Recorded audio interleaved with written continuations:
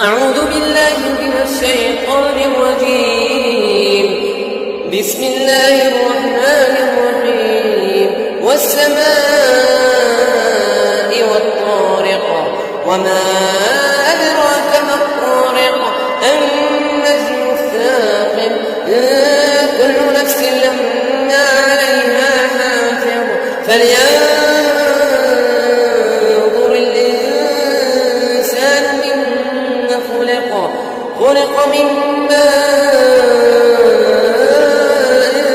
دافق يخرج من بين الصلب والترائب إنه على رجعه لقادر يوم تبلى السرائر